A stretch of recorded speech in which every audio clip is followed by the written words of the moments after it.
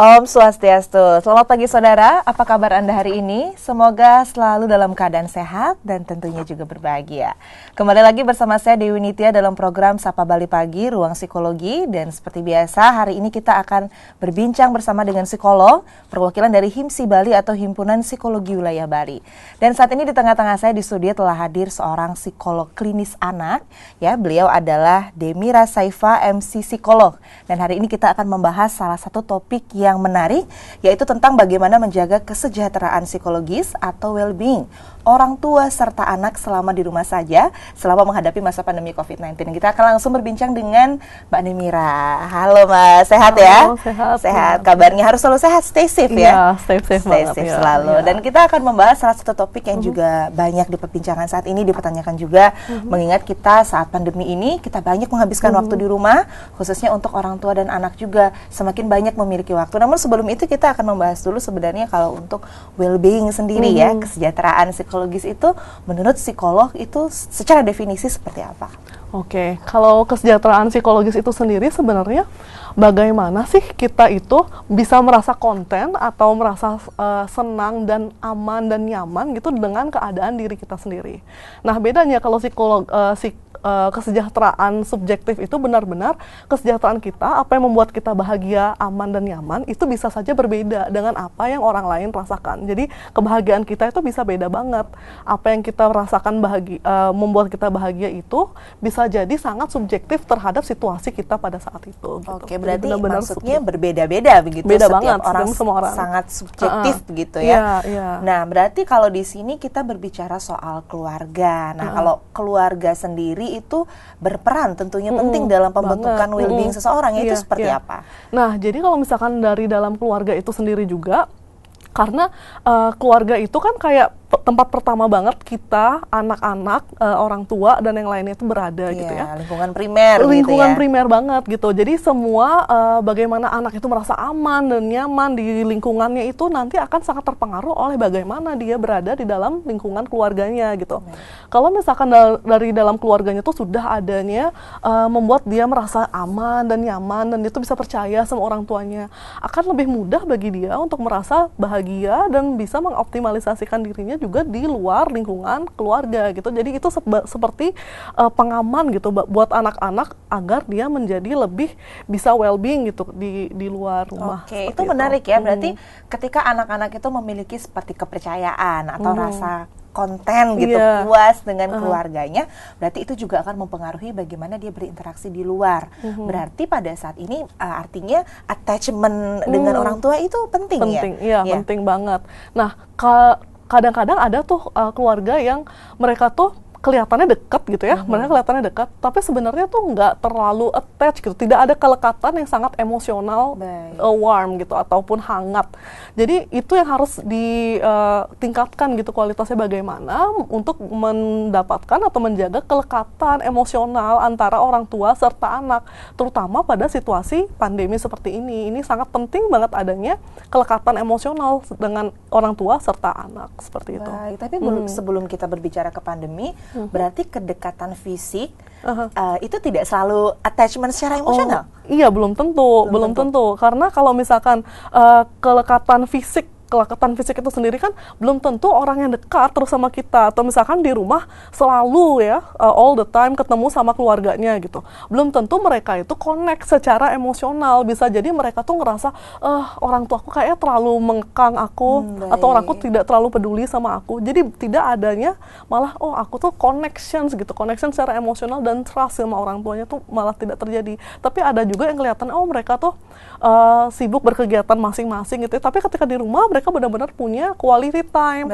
Mereka benar-benar ada keterikatan secara emosional. Itu sangat berbeda nanti dengan kualitas di keluarga itu sendiri. Baiklah, berarti kalau kita lihat nih sekarang fenomena sekarang ya, pandemi COVID-19 itu kita lihat juga beberapa instansi sekolah salah satunya juga sudah mulai diliburkan. Kemudian orang tua juga sudah mulai ada beberapa yang kerja di rumah atau bahkan benar-benar dirumahkan full. Itu kan artinya anak dan orang tua itu lebih sering ketemu. Itu sebenarnya bagus bagus atau tidak? Nah, Karena itu mereka sering tricky bertemu. questions. Iya, itu pertanyaan. Apakah Iya. itu justru baik? Karena tadi kita berbicara tentang kelekatan, Iya, kemudian benar-benar. kedekatan emosional. Nah, itu kalau dari psikolog anak sendiri, nah ini seperti apa melihat pandemi Iya. ini? Kita sering di Iya. rumah sama orang tua gitu.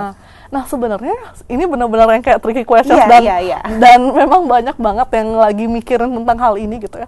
Ada dua sisi mata uang di sini ya. Baik. Kayak itu bisa menjadi hal yang baik banget ataupun itu bisa menjadi disaster. Kadang-kadang akan tidak menjadi hal yang terlalu baik.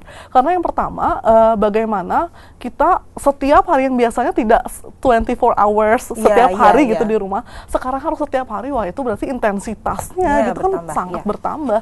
Kalau misalkan mereka tidak memiliki kualitas komunikasi atau interaksi ataupun attachment yang baik di antara anggota keluarganya, itu bisa menimbulkan konflik-konflik yang terjadi. Dan walaupun orang-orang dalam keluarga itu ketika dia sudah memiliki attachment yang baik pun akan ada kemungkinan pasti ada konflik kan juga sebenarnya dalam keluarga.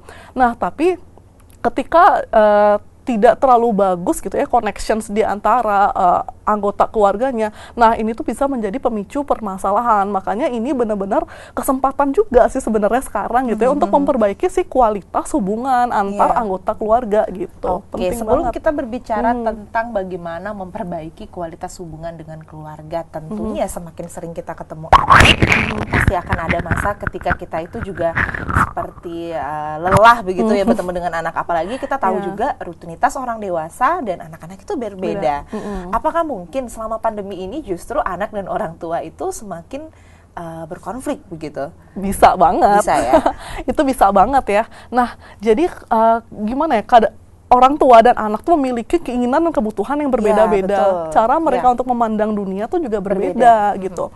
Sedangkan anak-anak itu mereka belum terlalu paham sebenarnya apa sih yang terjadi, kenapa aku harus selalu ada di rumah, kenapa orang tua aku tidak pernah pergi lagi ke kantor seperti biasanya, kenapa di rumah terus gitu.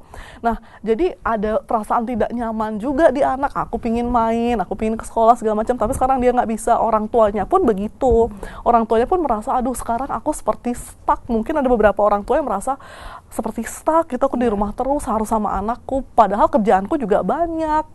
Jadi serba tidak enak, ada tense, ada tensinya gitu di antara si orang tua dan anak itu sendiri gitu. Jadi memang kalau misalkan tidak ada yang bisa meregulasi emosinya, terutama orang tua, karena orang tua yang dewasa di sini yang lebih harus bisa meregulasi emosi dengan baik. Kalau mereka tidak bisa meregulasi emosinya dengan baik, ini takutnya dia bakal ibunya kesel, cemas, lelah, jadi anaknya yang kena marah, yang kayak gitu. Nah, sebelum kita nanti juga, saya penasaran juga tentang apa sih perasaan yang normal begitu yang pasti dirasakan oleh orang tua ketika pandemi ini. Berarti dengan adanya intensitas yang bertambah ketemu secara fisik begitu dengan orang tua, mungkin juga akan menimbulkan beberapa kecemasan karena perubahan aktivitas sehari-hari oleh orang tua. Bener banget. Nah, jadi kalaupun perasaan yang normal yang mungkin muncul dalam situasi ini ya, kebayang nggak misalkan kita kebiasaan sehari-hari aja nih, yang dari pagi tuh biasanya udah bersiap-siap, yang orang tua pergi ke kantor, kemudian kan? anak-anak disiapin Anak-anak sarapan, banyak karena banget. mau sekolah juga. Benar-benar dari pagi aja udah berubah banget si aktivitasnya mereka gitu. Sampai saat ini tuh jadi berubahannya tuh kayak 180 derajat gitu loh. Sekolah udah pada libur sekarang. Iya, betul. Jadi anak-anak pagi-pagi tuh udah chaos aja, kadang ada yang malas bangun gitu ya. Kadang yang orang tuanya juga harus kerja tapi anaknya baru bangun, jadinya timingnya chaos, jadinya kayak gitu. Kalau tidak ada rutinitas yang jelas dalam kondisi rumah tangga ini, dalam kehidupan berumah tangga ini, bakal sulit banget semua orang yang ada di dalam keluarga untuk melakukan aktivitasnya secara produktif dan efektif kayak gitu, karena chaos sekali jadinya. Iya, betul. Nah, itu juga tentang rutinitas yang harus kita punya berarti selama keluarga, dan belum lagi saat ini juga kita lihat anak-anak sekolah dasar, SMP, SMA juga melakukan kegiatan belajar dari rumah yang memang harus difasilitasi juga dengan orang tua gitu.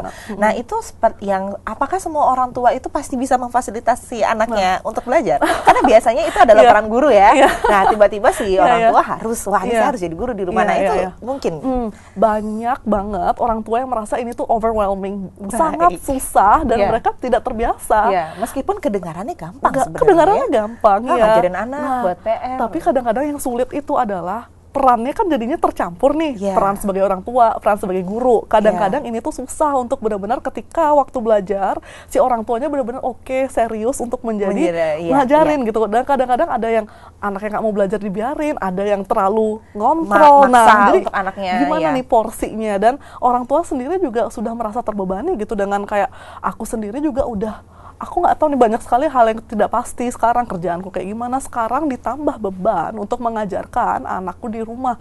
Jadi beban orang tua yang dirasa itu adalah sangat berat. Dan pekerjaan jadi guru tuh jadinya susah banget gitu. Mungkin terasa simple pada saat itu, cuman karena mereka ada banyak akumulasi dari kerjaannya mereka, perasaannya mereka udah overwhelmed, stres, dan juga sekarang harus 24 jam dalam dengan sehari, anak, entah sampai kapan gitu kan. Iya. Nah itu jadinya overwhelmed, terbebanilah si orang tua. Itulah sekarang yang menjadi masalah.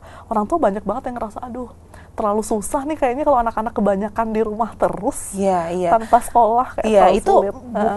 bukan semata-mata karena orang tua itu ingin lepas tanggung jawab Iya, sebenarnya, tapi juga. itu adalah seperti yang disampaikan tadi, itu adalah bentuk akumulasi dari sekian emosi yang sudah tidak nyaman dari awal kita menghadapi pandemi ini. Dan saya ingin tahu kira-kira perasaan apa aja yang sebenarnya wajar yang dirasakan oleh orang tua selama pandemi, tapi setelah segmen satu ini kita akan bahas di segmen selanjutnya. Nah, saudara, setelah ini kita masih akan membahas tentang bagaimana kita menjaga kesejahteraan psikologi selama masa pandemi antara orang tua dan juga anak. Untuk itu jangan kemana-mana, tetap di Sapa Bali Pagi, Ruang Psikologi.